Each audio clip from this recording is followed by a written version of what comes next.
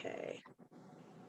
Hi, everybody. Welcome to our webinar on how to maximize your insurance payout after a wildfire. Today, we have two speakers from Greenspan to talk to you about maximizing your payout on your insurance claim. Rino Benenati is Vice President of Greenspan Adjusters International. Ken Crown is the Executive Vice President. Take it away, Ken. Thank you, Wendy. I'll let Reno do the intro. Or Rino. Thank you, Wendy. Hi, Ken. My name is Reno Benenati. I'm with the Greenspan Company. I'm joined again, as Wendy mentioned, by our trusted colleague, Ken Crown. Just a quick background on both of us. I've been a private adjuster, public adjuster, licensed by the Department of Insurance for about 24 years now. Also a fire victim 25 years ago. That's how I got into the business. Ken has been doing it, I think, 10 more years than I. So between the both of us, we got over 50 years of experience. Together, we can certainly answer questions and help you understand the process a little differently than the insurance company would elude you to believe. And as they like to put you through the grinder, I call it. Kenny and I will be sharing tasks on different parts of the policy. I will be covering contents, personal property related questions and concepts. Ken will be handling the building structures, other structures, and together we should have a good amount of information for you. And with that said, I'll hand it over to Ken. But before I do, just a little bit of background on Greenspan. We've been around since 1947 as a firm. We've been involved in pretty much every major wildfire in California history. We've handled thousands of homes, commercial, residential losses. So we're very versed in the way the insurance companies handle these things, how they should be handled, and some of the legislative changes that have happened due to all the wildfires that have been ongoing year after year. And with that said, Ken, I'll hand it over to you. Let's talk about the building portion of a residential loss, Ken, if you don't mind. Sure. Thank you, Reno. Yeah, just so you know and everyone knows, we did a seminar previously. We talked about coverages. This is going to be more geared to the claims process if you're doing this on your own, to give you some pointers as to what you need to be aware of when you're presenting your building claims and your personal property claim. One of the things you first want to make sure is that your claim for your building on a replacement cost basis, and that is what it would cost to rebuild the building exactly the way it was, stick by stick, finish for finish. It's called, under the policy they refer to, they owe you the cost to repair or replace with like, kind, and quality. So like, kind, and quality is exactly what you had. A lot of these homes that were built in the 50s and 60s had clear heart redwood siding. Well, you're entitled to collect for clear heart redwood siding, which is usually 2 or 3 times the cost of regular redwood siding.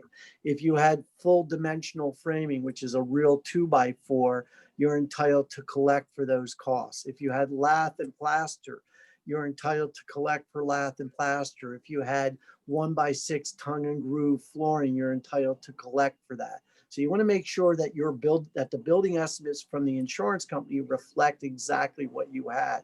There's a difference between replacement cost versus functional equivalent, and your policy and most policies out there owe you for what you had. There's also what's called soft costs, which are typically your architecture, your engineering, and many times the carriers will say, well, we'll pay that when you incur it. You're entitled to collect for that now versus later. It's part of the actual cash value loss. There's nothing in the policy that says they owe you for it when you incur it. They owe it even without incurring it. It's part of the actual cash value loss. So it should be part of that replacement cost measurement less depreciation. And with regards to depreciation, every policy only owes the actual cash value until you repair or replace, with the exception that State Farm's homeowners policy will pay replacement costs up front once it's agreed to. So when it comes to depreciation, they should only be depreciating in California the material components and only those material components that would normally be replaced in a given life. So for example, roofing, if it's a 10-year-old roof and it has a 20-year life, you only depreciate it 50% and only the material component. Painting, appliances, floor coverings, those are the things that normally would be depreciable. But when you look at just the material component and only those items that you would replace, typically depreciation shouldn't be more than 10% overall. So you want to make sure they're only depreciating the material components, not the labor component, and only those things that you normally replace. A lot of the adjusters that are out of state, out of town, they're not familiar with California law and regulations. So you want to make sure they're familiar with how depreciations apply in California. Hey, Ken, let's talk about documentation. Yeah, I realize I skipped over. I'm going to get back. No, it's to those okay. things. Sure. So documenting the claim, you want to obviously look at pre-loss photos, any sub-bids that are necessary for some of the unique items. If you had wood windows, maybe it makes sense to go ahead and get custom wood windows. Insurance companies use a program called Xactimate. And when it comes to like high-end custom features, custom cabinets, many times Xactimate, which is an insurance industry estimating program, doesn't reflect what the current cost would be for custom cabinets or custom true divided light windows. So many times we recommend our clients secure sub bids so that the insurance company has a document that they can use in formulating their repair estimate. Obviously, any photos that you had, pre-loss photos, if you have any appraisals that were done of the home that will show the pictures. When you go to the county, even if you don't have plans, the county will typically have a layout or plot plan of the building that will be helpful in beginning the recreation of your building estimate. One of the things that comes into play in the building estimates are called temp utilities or supervision. Many times the insurance companies don't want to pay for temporary utilities because they'll pay for it when you incur it. Again, that's part of the replacement cost measurement. The same thing applies for supervision. State Farm and a lot of the carriers are not typically used to paying that. They feel it's part of overhead and profit. If you look at Xactimate, which is the program they use, it's not part of overhead and profit. Supervision is a separate line item entry, and most general contractors are going to charge to have a superintendent on the job, especially if it's $1 million rebuild of a home. They got to have an on-site superintendent there handling the loss and handling the reconstruction, pardon me. Every carrier is going to put together an Xactimate estimate. You may have your own contractor's estimate. It may only be a 2-page replacement cost estimate versus Xactimate, which is typically anywhere from 25 to 70 pages. Obviously, the insurance carrier is going to have a tough time looking at a 2-page estimate. So the more detail your general contractor can provide, the greater and the dollars will be and the easier it will be to justify it to the insurance company. So if he's got a 2- or 3-page estimate, it's best to have him get sub bids that you can use that substantiate the trade numbers. One item that's going to come into play is, do you rebuild or replace, and are you entitled to collect for the cost to rebuild if you go out and replace your home? Yes, you are. You're entitled to collect. It doesn't matter whether you rebuild it to site or whether you purchase a home. The only caveat is you need to make sure that the home you're buying without the land is equal to the agreed upon rebuild costs. And one other caveat to be aware of is that if you're not exhausting all of your other structure limits, but your building repairs are going to exceed the dwelling coverage under the dwelling policy, you can apply whatever remaining other structure numbers are available towards the dwelling replacement cost amount. That's the one thing that's changed in California, is if you're not going to exhaust all of your other structure coverage, you can apply whatever remaining amount is towards the dwelling dollar amount as long as you are going to be exhausting your dwelling coverage. Lastly is code upgrade coverage. Most policies have it, usually anywhere from 10 to 25 or 50%. It's typically paid only when you incur it, and it's based on what the code requirements will be in rebuilding your home. If you decide to rebuild elsewhere, you can transfer those code upgrades. But again, you'd have to incur it at the other location. If you go out and buy a home, you may be able to transfer the agreed upon code upgrades as long as the home you're buying has the similar code upgrades that you would have incurred if you rebuild at the site.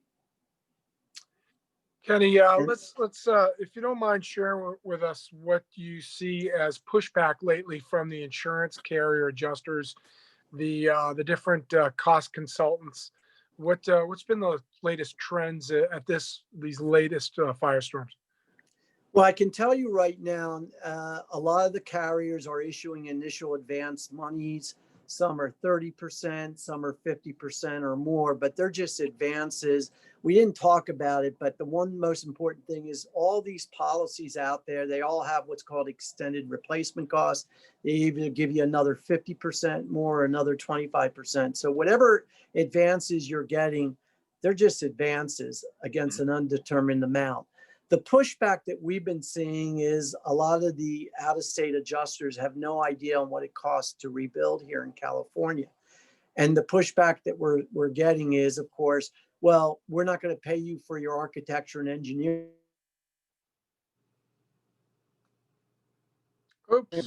until you actually go ahead and incur those costs. Well, you're still entitled to collect for those soft costs. That's predominantly the pushbacks that we're getting is pricing vis-a-vis the cost to rebuild. The other pushback we are getting is on what's called escalation fees. Typically, when you have a major firestorm like this, you're going to see in a year or 2 or 3 years, because it may be 2 years before you even start reconstruction, that there's going to be what's called demand surge. And in Santa Rosa, we actually factored in initially 28% on all of our estimates, a 28% factor for demand surge.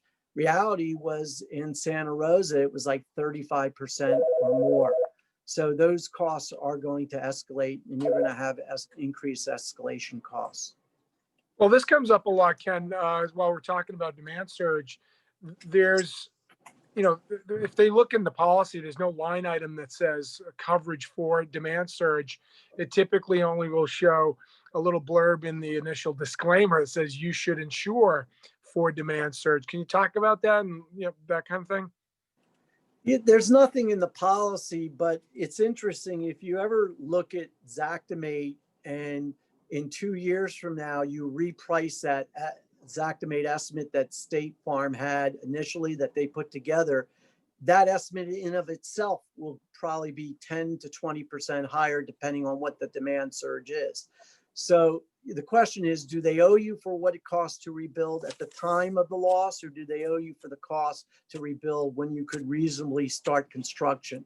98% of the carriers have followed suit that they owe you for what it would cost when you're able to begin reconstruction.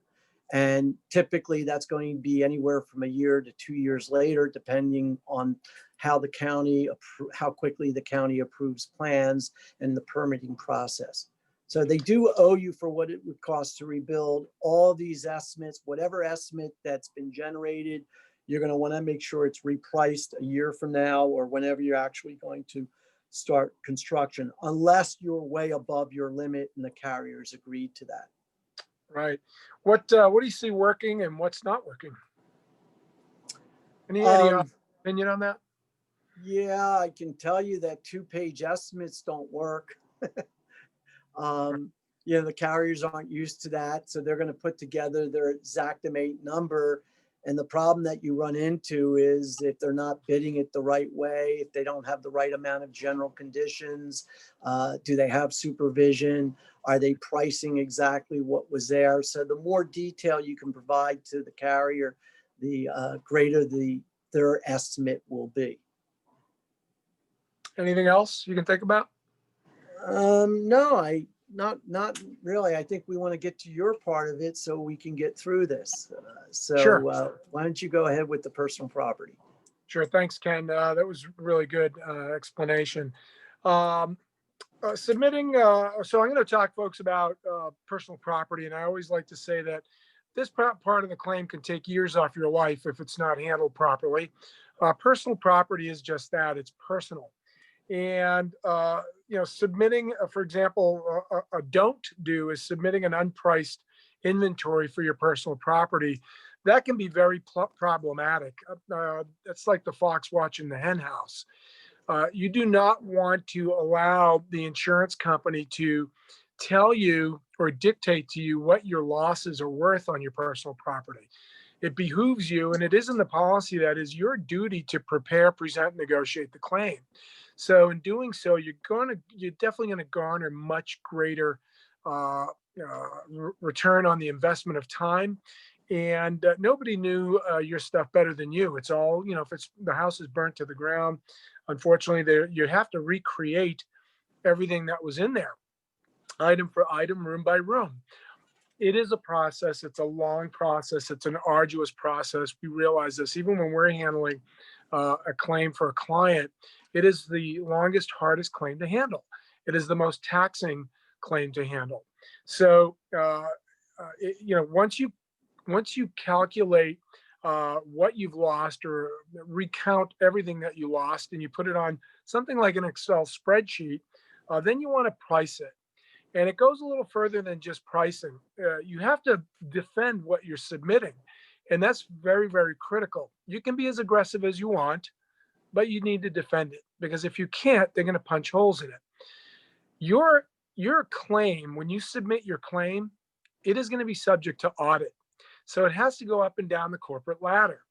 And each pair of eyes that gets looks onto your work product needs to be defended. And if it is not defendable, then they're going to punch holes in it. So they only owe you for the lesser of the item that they can price it at. For example, if you're coming up with a price of $1,500 and you can't defend it for a sofa, for example, and they find the same or similar item that's $1,100, they're going to argue that they only owe you $1,100, less depreciation for wear and tear, age, condition, obsolescence, etc., and that drives the number down. So very critical to price things correctly. Back it up with your price sourcing. Where are you getting your pricing? Because they owe you for what it costs today to replace. No deals, no discounts, including plus the tax, plus delivery, plus the setup, plus warranties. If you had a warranty on an item, like an electronic item or an appliance that had extended warranties, and you have to factor that in as well. Very important. So again, lesson learned, do not submit an inventory that's unpriced, because they'll be glad to price it for you. That's a no-no. That does not work. Personal property inventory subject to audit, yes. What they do if you can imagine, when you submit your claim, the adjuster that you're dealing with, or the one of many that you'll be dealing with on the other side, the carrier side, they're just an information gatherer. And so the information that you submit gets handed up to different levels up the ladder to the people up in the glass office who make the final decisions and cut the check. Your submittal is going to be audited, and what they're looking for is the high value items. They don't care about the spoons and the toothpicks and the thumbtacks. When you start submitting items that are $3,000, $5,000, $10,000 for a line item, be rest assured that that's going to get highlighted and kicked back down from auditing. And they're going to want to dig in and see if they can have you substantiate that, number one, and defend it. And secondly, can they find that item cheaper somewhere else? So that's typically what we see out there. Price sourcing, the narrative that you create with the insurance company is equally as important. And what that means is that you may shop locally to support your local community, and that's great. But that comes at a cost. If you don't buy from directbuy.com or if you're not buying from warehouse direct out in the Midwest for your goods, then and you buy locally, that comes at a cost. There's going to be a premium there, and they owe you for that. So it is important to have a narrative and show a buying trend that you of the way that you shop. That will support your pricing as well. Depreciation versus use and condition. California is unique, as we all know. It's a very litigious state. And because Ken and I are licensed in over 20 states each, the laws vary from state to state on how depreciation is applied. And so in California, it is not just the age of the item that's taken into account for depreciation. It is the condition. And I'll use an example that I always use. I collect old tube amplifiers from the 60s and 70s. And if I was to make a claim on an amplifier, tube amplifier, and it's 40 years old, and I'm submitting it for a $5,000 replacement cost, the insurance company would laugh at me and say, "What, are you kidding me? This thing is 40 years old. There's no way, we're going to depreciate the heck out of it." And so my response would be, "Well, that's nice, Mr. Adjuster. However, this thing is in excellent condition because I collect them, or it's in mint condition or something to that effect." So the condition, the point is that the condition of the item is also to be taken into account, not just the age of the item. This will make huge strides in negotiating down the amount of depreciation that they will take. They do know, they've done the math, folks. The insurance companies have done plenty of math. They recognize that you're not going to replace everything you lost. All the stuff that's in the back corner of the garage, things in the junk drawer that are, you think that are worthless, should be paid at replacement cost. And what they do is they know that you're not going to replace everything. So they take a very broad stroke approach to depreciation. And the more they depreciate, and if you don't replace those items, they get to keep that depreciation money. So to combat that, you want to look at every line item and make sure that it's appropriately depreciated, understanding that age and condition comes into play. I hope that was clear. Accepting of advances and impact of the timeframes. I think that's got to do with the building, Kenny, would you say? Well, no, just also personal property too, the 3-year time frame. It used to be 2 years, but so now yeah, do you want to explain it? That's okay sure, with me. sure. Thank you. So it used to be 2 years in the event of a catastrophe, that the minute they issue an ACV advance, which could be 30% of the contents limit or 50% of the building limit. But once they do that, the time frame begins on making claim on a replacement cost basis for the items personal property items that you replace in order to get any withheld depreciation. So if, for example, your sofa is a $3,000 sofa and they depreciated 50%, well, you've got $1,500 that you could collect when you go out and you spend $3,000 on that sofa. Well, once you receive that advance, you have within 3 years from that time of that advance to make claim on a replacement cost basis. There is extensions for just cause. The only issue is there's a possible chance you may not get rebuilt in 3 years.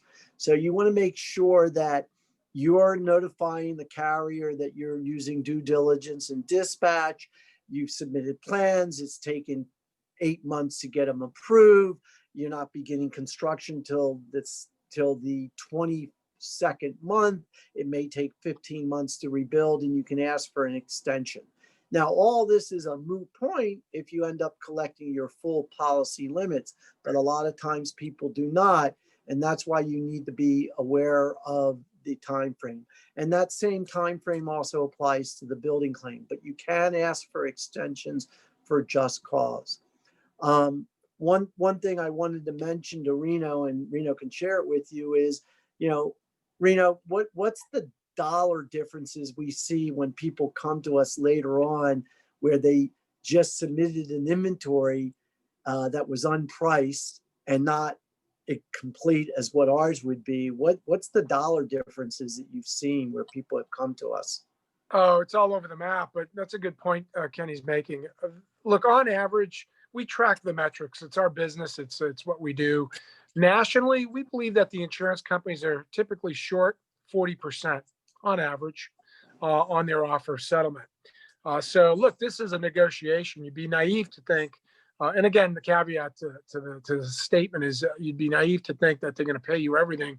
And unless you're, grossly and egregiously underinsured and you got everything, that just tells us you were, grossly underinsured. But for those carriers that issue 75% advance against the contents, there's a reason for it. Everything the insurance company asks of you and does is very deliberate. This is not by chance. It's all part of the system to make additional profits, and it doesn't make them bad people, but they've got stockholders to answer to.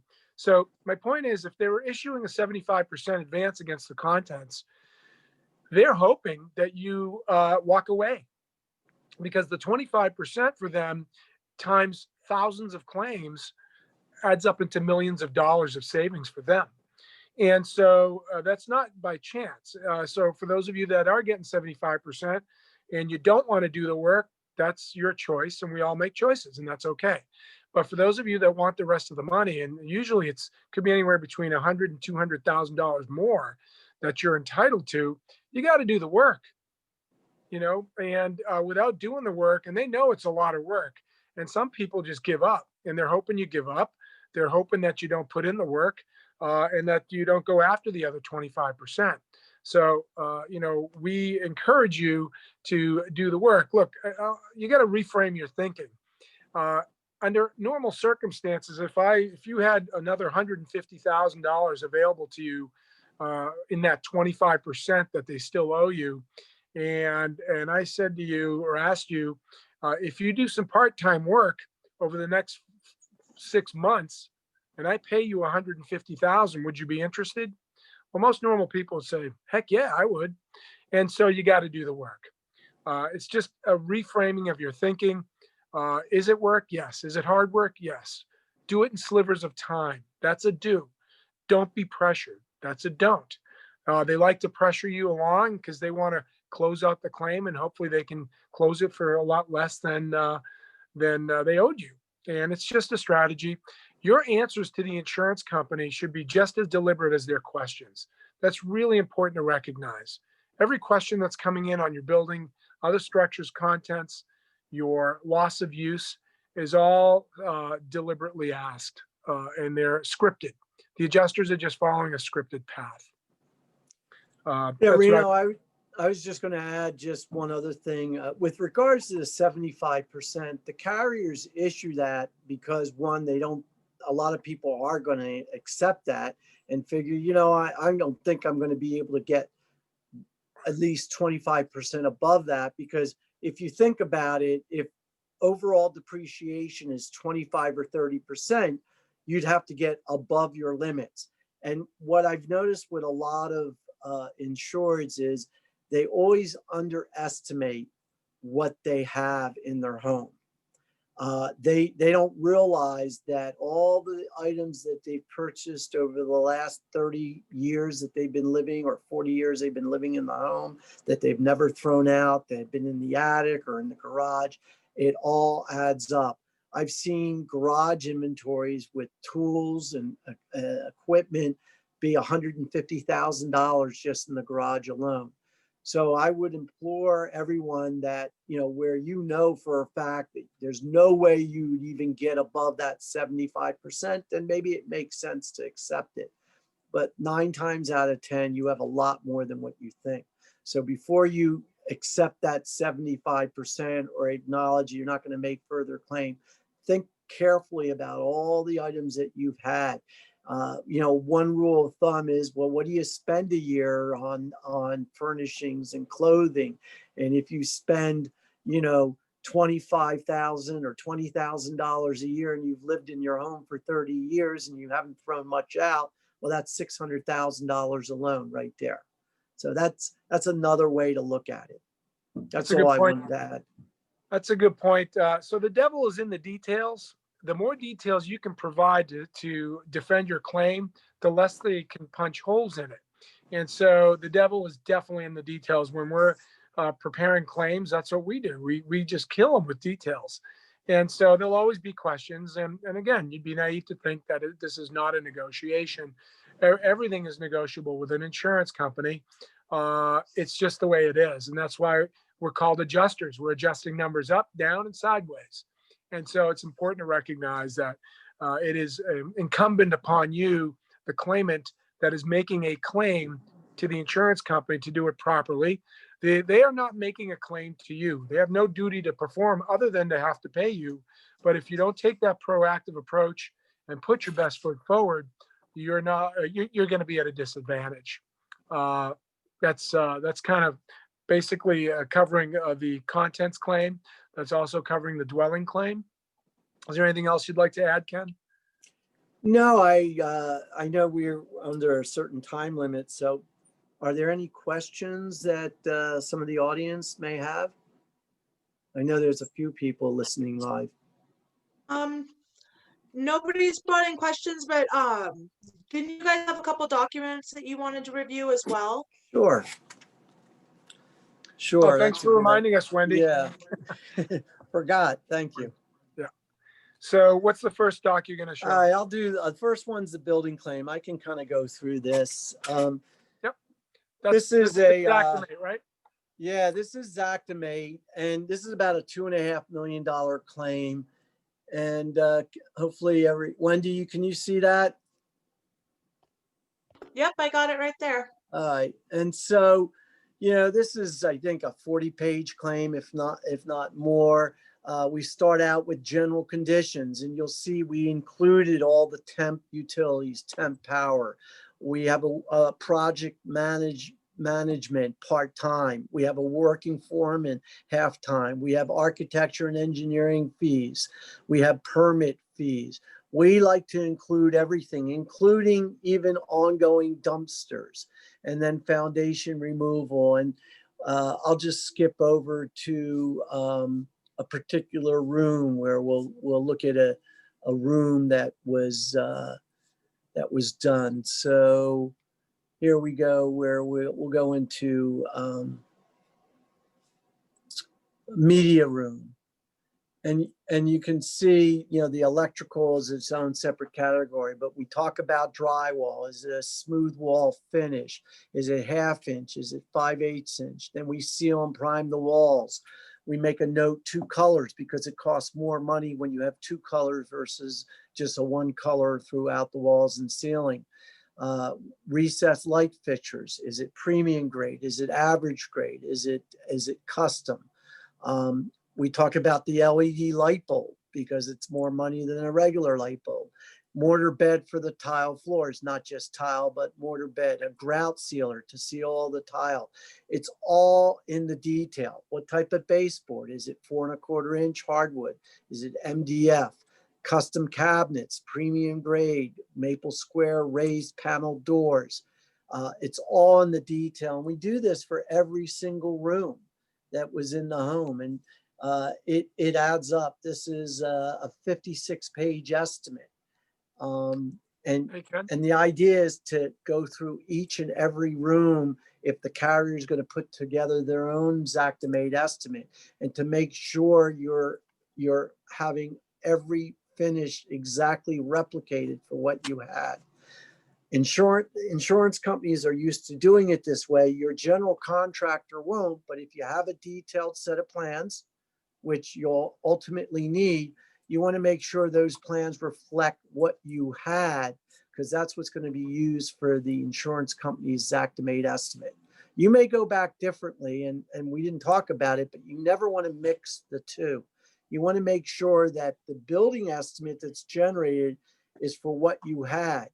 How you spend your money and what you decide to do is a different matter. So you always want to settle first with the insurance company and get an agreed amount.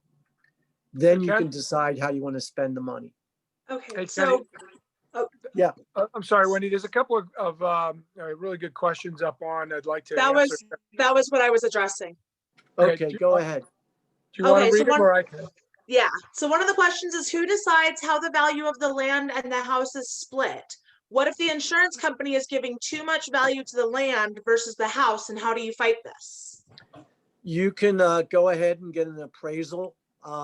That's typically what happens. So for example, if you're talking about a home that you're going to buy, if you're taking out a loan, you're going to get an appraisal on that property. And I'm assuming that pertains to a question regarding a home, a replacement home that someone is planning to purchase that includes the land, and you have to separate out the land. Typically that's will occur. If they're going ahead and doing an appraisal of the property that was destroyed, I don't want to get into too much detail, but basically prior to January of this year, actual cash value under the Department of Insurance and under California law was defined on total losses as fair market value for the property without the land. Some of the carriers may be going ahead and getting appraisals on the property. I will tell you that the California law as of January of this year changed to measure actual cash value as replacement less depreciation. Some carriers are acknowledging that. Some carriers are saying, you're right, it has changed, but it's only reflective if the policy inception, meaning when the renewal of the policy, if it occurred after January 1st of 2020. If it's before that, some carriers are not acknowledging actual cash value as replacement less depreciation on total losses. They're just paying market value. Not a big deal, because when you go out and you either replace or rebuild, you'll get that difference. But it is a much smaller amount when it's based on market value. Actual cash value is always much lower than what it would be based on replacement less depreciation. I hope that answers their question. Did you want to add anything on that one, Reno? I do not. Kenny is very, very well versed in this, and he put it right to bed, as we say. All right. So then we have another question of a person who has a reverse mortgage that's held by HUD. Their contract says they have to keep insurance on the property, and both of their houses burned to the ground. So they want to know if they still need to insure them for the old policy limits. Kenny? I think we may have just lost him. No, I'm here. Oh, I'm here. I don't know why it's not showing. Hold on. Oh, sorry about that. There you are. there Somehow you or are. another, when I stop then share my face. So this has to do with there's a mortgage with HUD. Is that correct? I heard The reverse mortgage. reverse mortgage. Reverse mortgage. I'm not that familiar with reverse mortgages. Here's the thing. If they're going to plan on rebuilding, they may find that it's advantageous to keep that policy in force so that there's a coverage even during the rebuild construction process. Typically, if you cancel the policy, you then have to get a new policy, what's called a course of construction during the construction phase, and that's usually more expensive. And I believe probably with a reverse mortgage, maybe part of the pushback they're telling them is that they want to have in place at the time of the reconstruction. That's, I'm not that familiar with reverse mortgages, but my guess is that's what the issue is. But I would keep it in force, because I think it's going to be cheaper in the long run if they cancel the policy and then they got to go find a new policy. Most people don't want to insure just bare bones land. I would just keep the policy in force. If they're planning to rebuild, keep it in force. So even beyond, Kenny, even beyond the liability? Well, if the carrier will agree to provide them new property coverage under the same policy with liability coverage, then maybe you can lower the the property portion, but I'm not sure that the carrier will do that. So you have to find that out. I wouldn't get rid of the policy. I would keep it either without property coverage, but with the understanding that they'll just add it back on, and there won't be a difference in premium versus the premium they're paying now to continue the coverage. Because that's another thing that could happen. They'll say, oh yeah, we'll add it on, but it's going to be double the amount of the premium you were paying before. Does that make sense? It does to me. I want to add something. Look, folks, for those of you that have not gotten a copy of your policy, you got to do that. That's the rule book. And as simple as that sounds, I mean, if you don't have the rule book, you're not in the game. It's that simple. The insurance company knows the contract language. They wrote it. And it's important to recognize that if you don't have a copy of it in front of you when you're dealing with the adjuster and they're citing a certain portion of the policy, and it doesn't matter how small it is, the detail, you got to refer back to the contract to make sure that they're operating within the four corners of the contract. Look, the contract is subject to interpretation.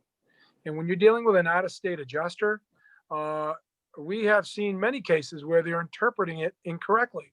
Because again, like Kenny mentioned earlier, and he made a great point, that they don't understand California law. And it's very unique. There's a lot of unique things in the law of how they're to pay claims, how they're to interpret the policy.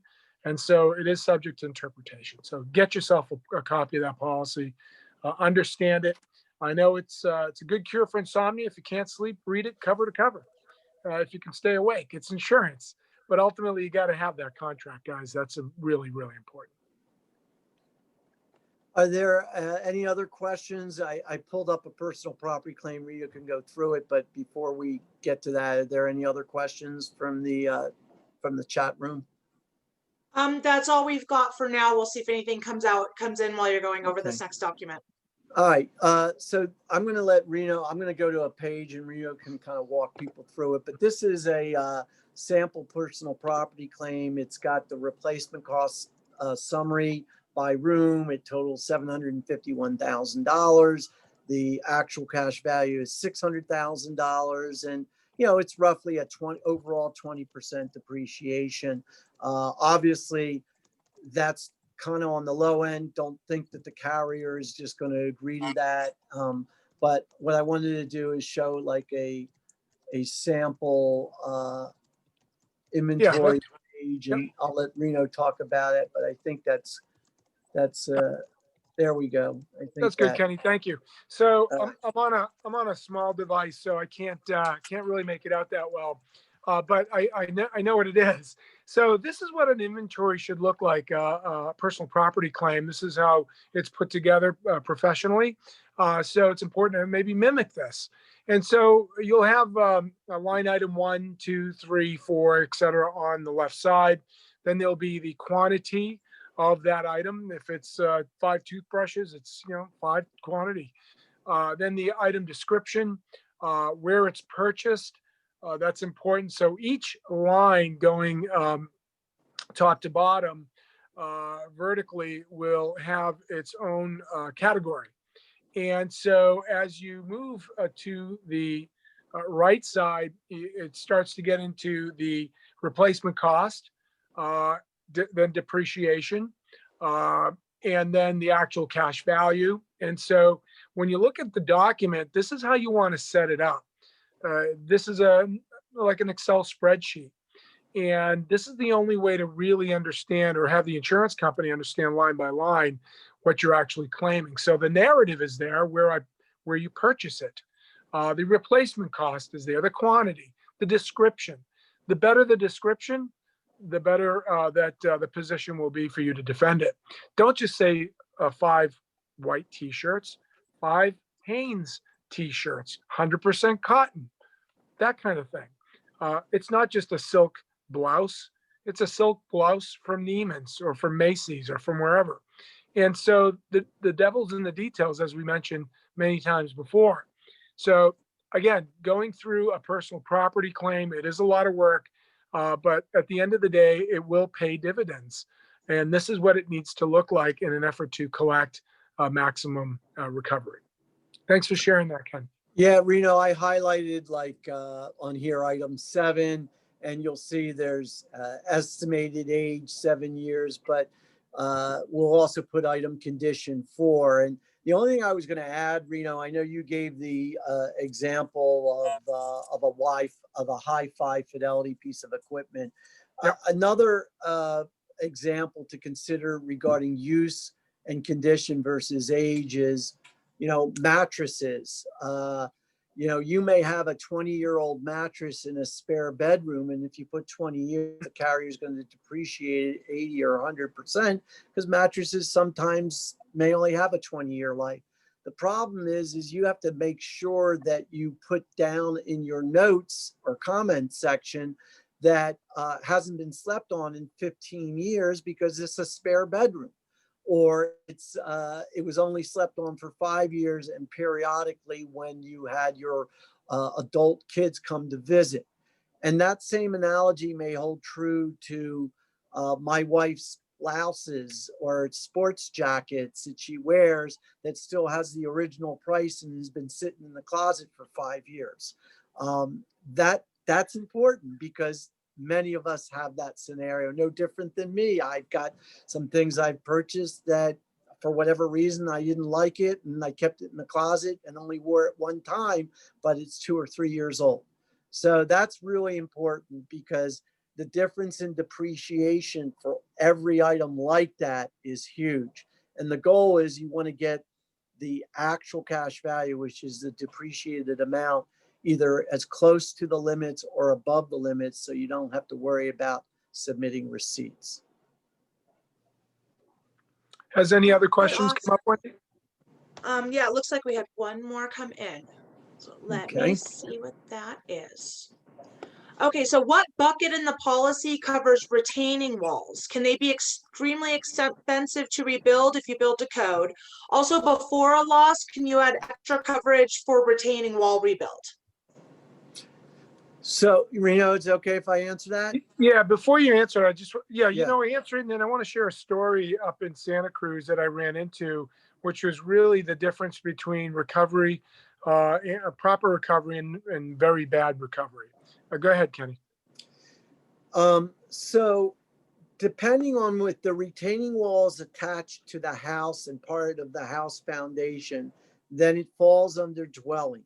If the retaining wall is not attached to the home, then it falls under what's called separate structures.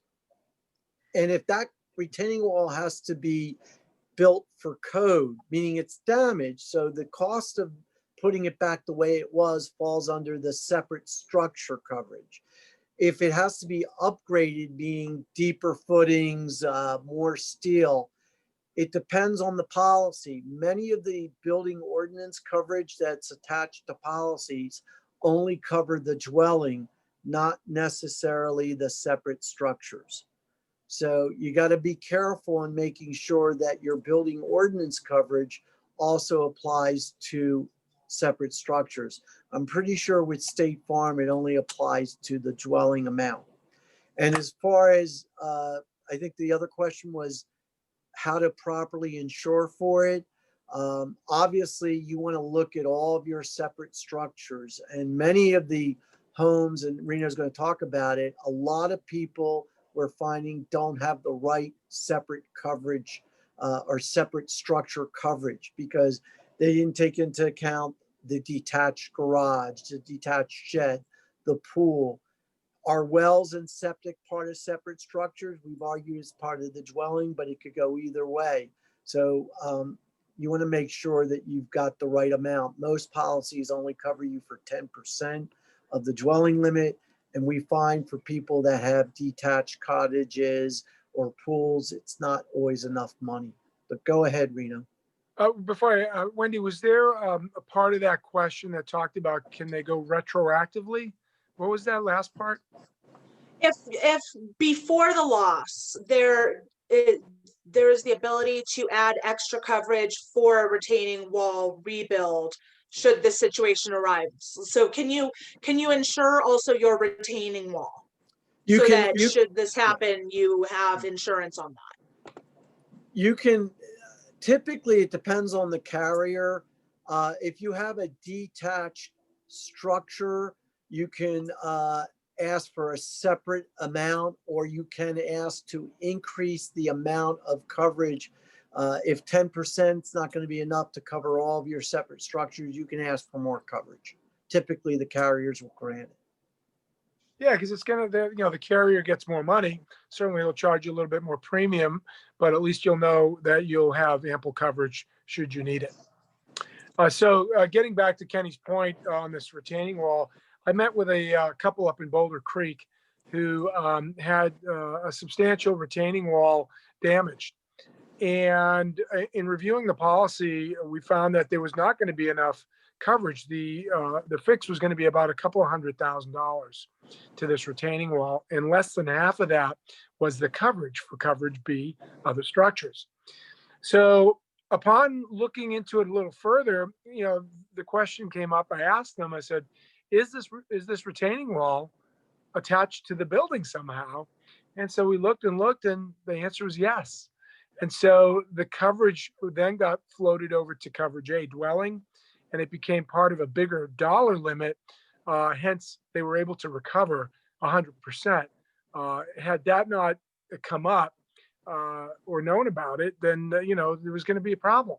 And you can't rely on the insurance company to kind of do that, because they just don't do that oftentimes. So that's kind of the moral of the story is, if it is attached somehow to the dwelling or the deck, which the deck is attached to the dwelling, then you've got coverage under coverage A, which is much, much greater recovery.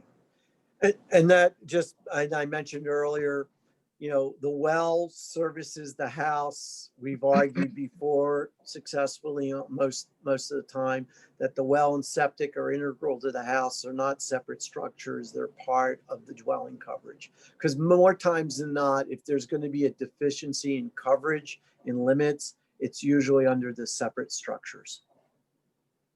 That's been our experience, especially in the Boulder Creek, Bonnie Doon area, because a lot of people have detached cottages, detached garages, lots of retaining walls.